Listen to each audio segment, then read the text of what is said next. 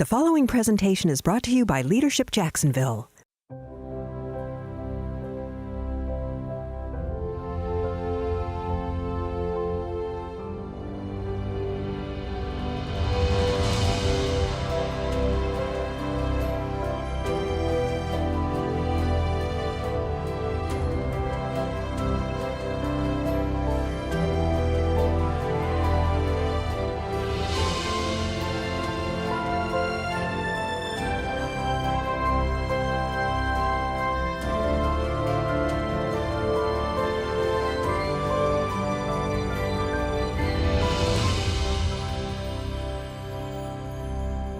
Hello, I'm Kent Lindsay. Welcome to this edition of the Jacksonville Legacy Series, presented by Leadership Jacksonville. Alton W. Yates is a retired Air Force Lieutenant Colonel. He was featured in Jet and Ebony magazine. He became a civil rights leader and has been the recipient of numerous prestigious awards and commendations. Just a small glimpse into the life of this Jacksonville native. Over the next half hour, we'll learn more about this fascinating leader and his contributions not only to Jacksonville, but to our country. Join us now as we learn more about the life, leadership, and legacy of Alton W. Yates. Alton, tell us where you grew up. I grew up in a village called La Villa. In that neighborhood, we used to be reminded that we were children of the neighborhood. And what that meant was that if you got out of line anywhere in that neighborhood, by the time you got home, your parents already knew, and you probably had already been disciplined before you got home. In La Villa, in fact, all over the black community, there were little corner grocery stores. We didn't have any supermarkets at that time. And all of these little corner grocery stores were either owned by Arabs or Jews. Most of them lived upstairs over the store, and the commercial area was downstairs. So you had people who lived in what was a black neighborhood who were not black because they were the proprietors of these businesses. While we were in school, many of these store owners would give the neighborhood kids an opportunity to work in these stores. We would either do sweeping, stocking the shelves, or carrying out groceries. They would give us little odd jobs. However, we could only keep those jobs if when we got our report cards, we brought our report cards to the store, showed it to the proprietor of the store to show that we were making good grades, that we were keeping up in school. And if we did that, then we could keep the jobs. Really? And they required that. All of them required that we do that. The neighborhood raised the children, and these people were equally as proud of our accomplishments as our parents were. These were not people of color. That saying that it takes a village to raise a child, people in La Villa actually believe that. Both my mother and father worked outside the home, so my grandmother, who also lived in the home with us, was primarily the person who kind of raised us while the parents were away working. At the age of 17 in 1953, the year before I graduated high school, my mother passed away. I was the second of 7 children, and when my mother passed away, it left my father to try to raise 7 children with just the assistance of my grandmother, who at that time was a fairly elderly person. Well, she could take care of us at home, but with the kinds of salaries that people of color earned during that time, it was almost impossible for my father to, continue the way he had. So he had always expressed a desire for his boys to experience military service. It's something he wanted to do, but he couldn't do it because he had too many children when they were drafting folk for the military. So he couldn't do it.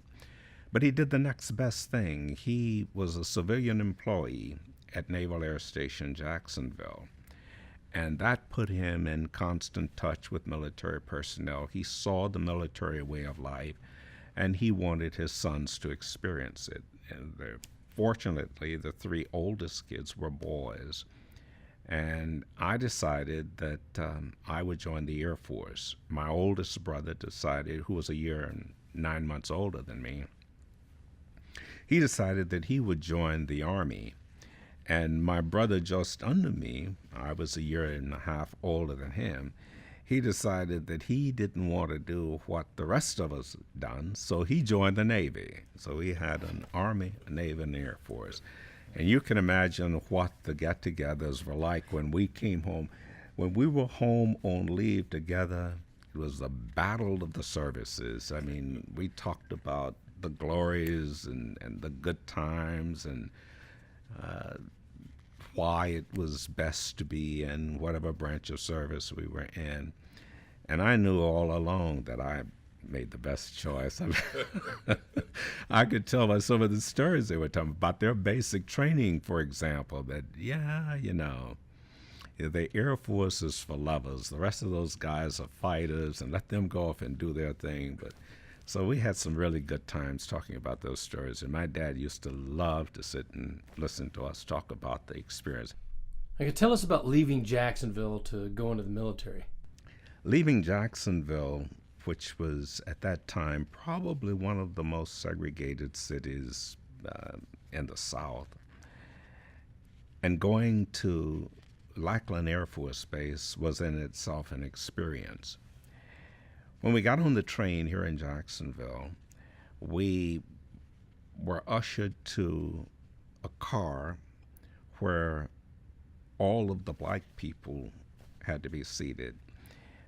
There was only one car on that whole train line for blacks. There must have been 70 seats in the car and at least twice that many people. So the trip was miserable, to say the least. So we went on out to San Antonio. Basic training was a new experience for me. We had just an absolutely incredibly mean little guy who was our drill instructor. He was the meanest guy I've ever seen in all my life. We stepped off the train. He yelled at us at the top of his voice. He called us a bunch of rainbows, a bunch of sissies, told us to fall in line up. We could do nothing right.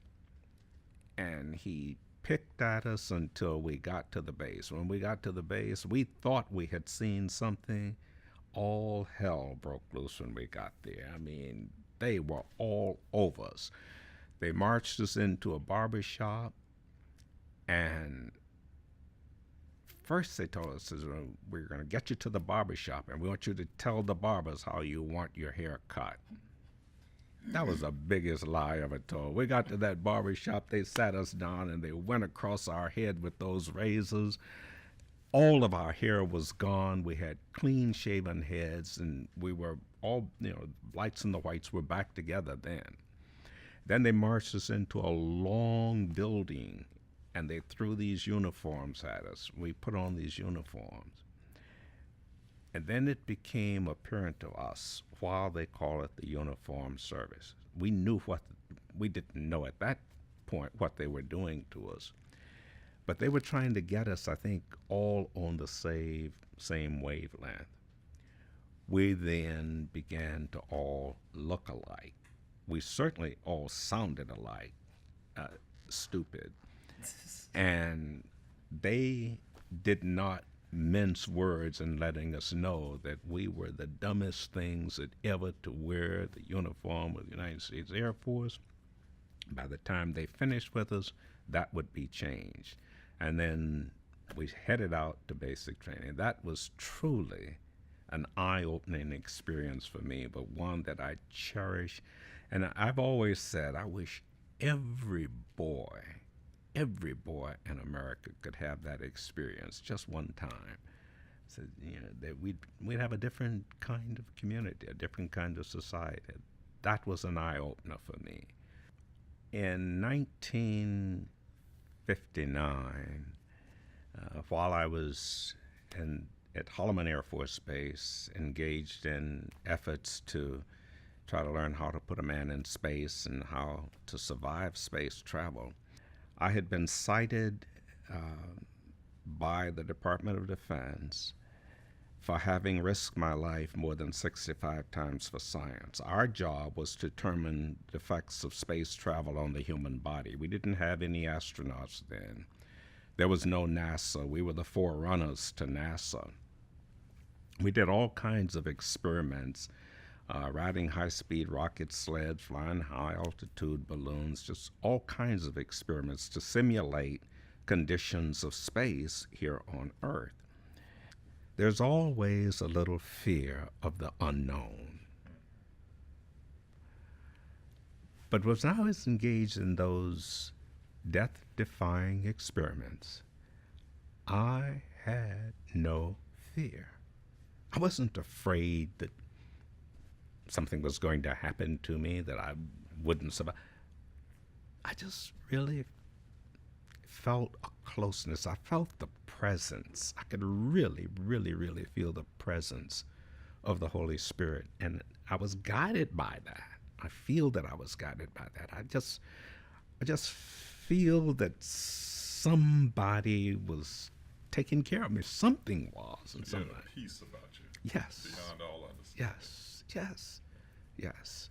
And it's almost indescribable, but it's the best feeling there is. I got a call from my grandmother telling me that my dad was seriously ill and that I needed to come home. Well, I really wasn't ready to come home, but if my grandmother said that my father was seriously ill, he was seriously ill, I was able to get discharged from the Air Force. And I had an old car that I was able to buy. And I loaded all of my things in my car, had on my dress blue uniform. I would venture to say that there wasn't very much that could frighten me until I crossed over into Mississippi. I became frightened. There was a huge billboard on the side of the road. It said Knights of the Ku Klux Klan across the top. And it had a picture of a black person hanging from a tree. And the sign on that billboard said, using the N-word, don't let the sun set on you in whatever county that was. I don't remember the name of the county, but it said, don't let the sun set on you in this county. I was afraid. I was afraid. I mean, I was actually afraid that I was not going to be able to get home. And I promised myself as I was driving along that road that if I ever made it safely home, I would do everything in my power to change those kinds of conditions, because I had lived under conditions that were totally and completely absent of any of that kind of thing. So I knew how people could live. To have to experience something like that, and knowing that I had to get home, I was frightened beyond anything anybody could imagine. I arrived home in October 1959, and in January 1960, my father passed away. So I was with him for just a few months. I had been dating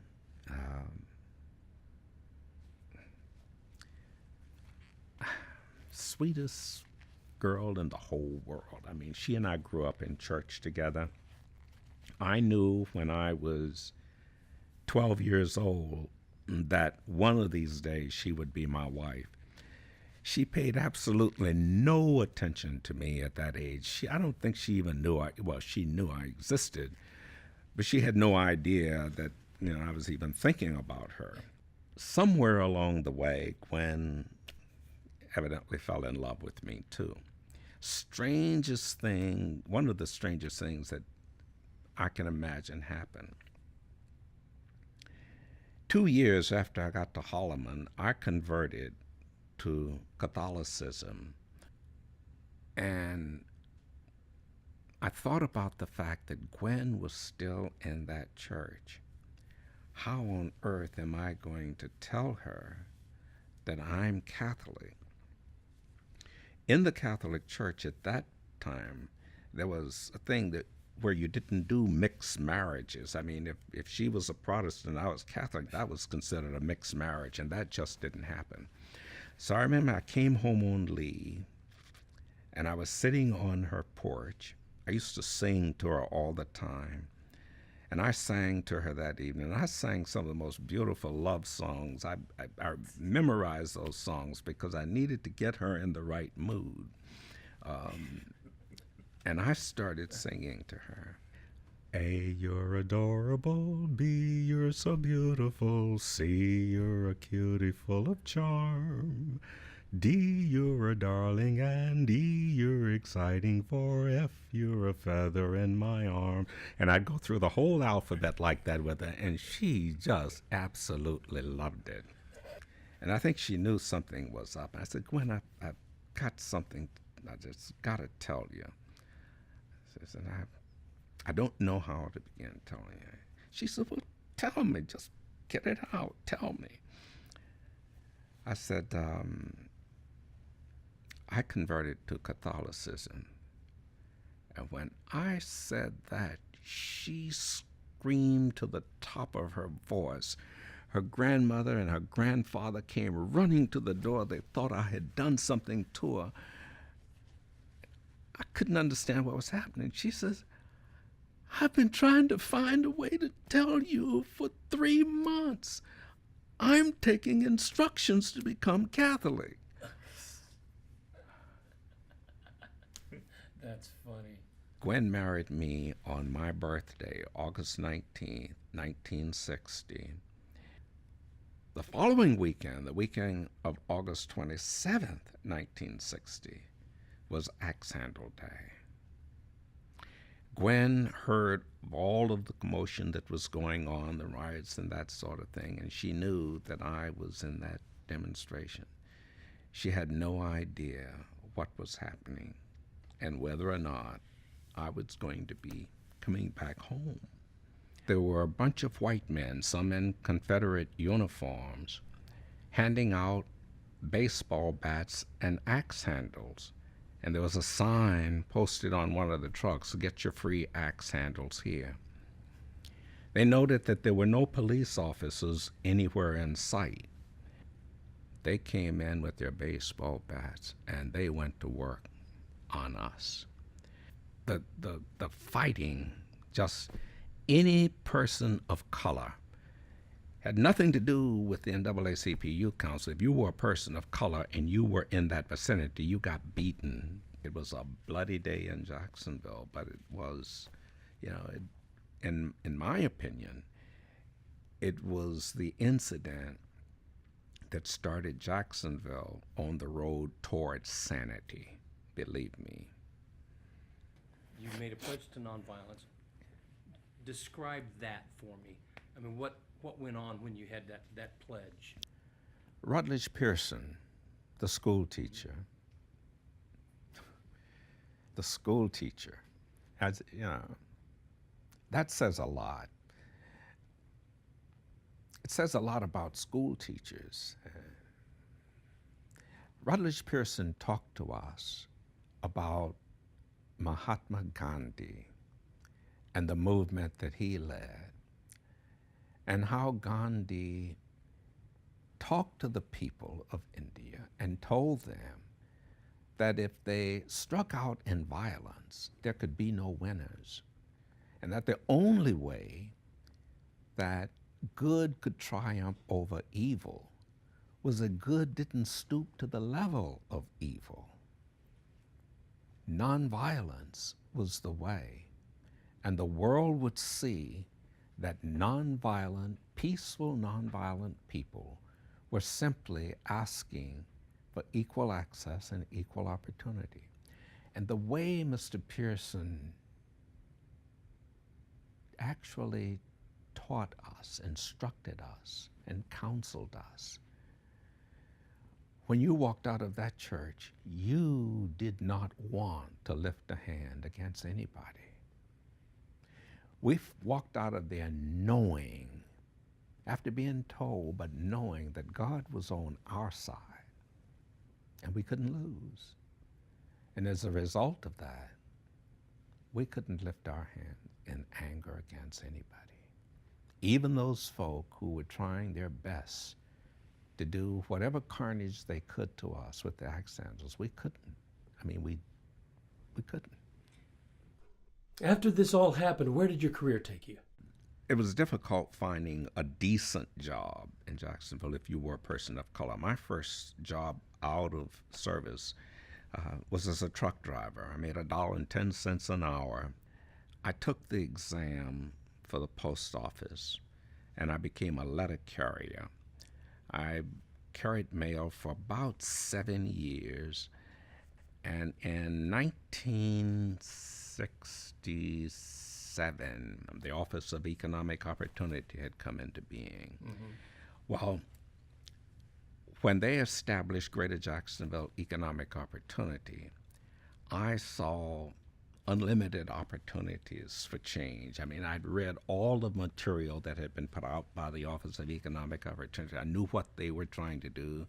They were trying to eliminate poverty, and they talked about all of these massive job programs that they were going to create for rebuilding communities and that sort of thing. And I wanted to do that. I was interviewed by a team from U.S. Research and Development. They hired me as personnel director for the Anti-Poverty Agency. I left the post office. Everybody thought I was crazy for leaving. And then 6 months after being hired as personnel director, I was elevated to the position of deputy director. 3 months later, I became the executive director and began the process of rebuilding the Community Action Agency. And the anti-poverty program was the agency that offered the possibility of those kinds of changes taking place. Not only did I see that, even Mayor Tansler saw it. When he assigned Lex Hester, who was the brilliant young man who really put consolidation together and made it work, when he saw the necessity of signing him to that board, that said something. It said something not only for the agency, but it said something for the city of Jacksonville. Jacksonville began to see itself, in my opinion, becoming something bigger and better and brighter for all of the people of the city. That's great. I mean, how did it make you feel personally, knowing that, here you grew up in La Villa, and now you're working for the mayor's office? How did that make you feel?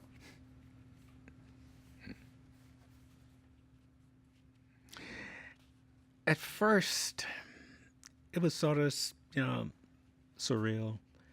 I mean, I never saw myself being involved in local government. I always saw myself being in the military. And I recall that in a meeting Mayor Tansler had with some of his chief administrative people, he talked about the fact that Jacksonville had a wealth of talent that it had heretofore refused to take advantage of. And he spelled it out. He laid it out for us. He says, we have retired military people here who have held just about every kind of rank in the military. He says, a military base is nothing but a small city, and some are larger than most cities. So if you've got public works in the military, we have public works here. What we need to do is see if we can't hire some of those guys who were public works directors in the military to be public work directors in local government. And he did it. He did it. Number one, all of these people had retirement benefits coming to them, so they didn't need $100,000 salaries. They could accept the salaries that we were offering through the consolidated government.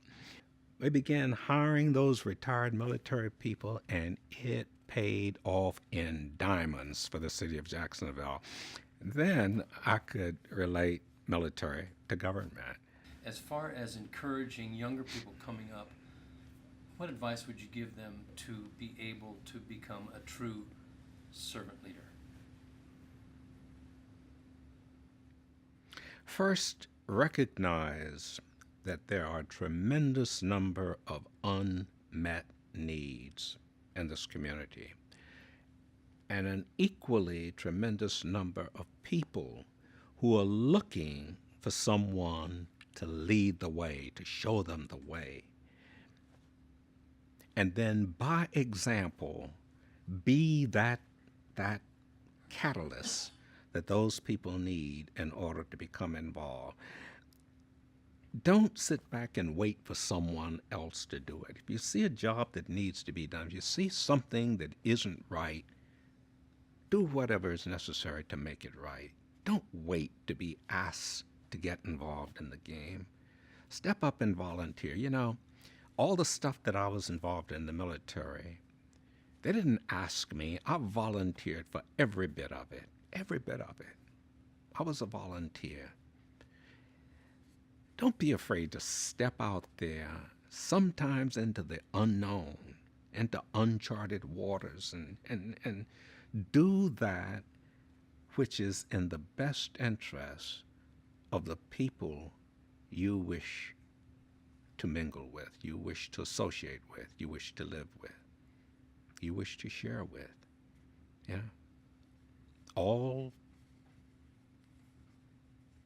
it takes to resolve the problems of the myriad problems of our community is someone who is willing to roll up his or her sleeves and get involved in the doing. Alton Yates shows us what courage is all about, from risking his life in the 1950s to fearless civil rights leader to community trustee. Alton W. Yates exemplifies what a true American hero is all about.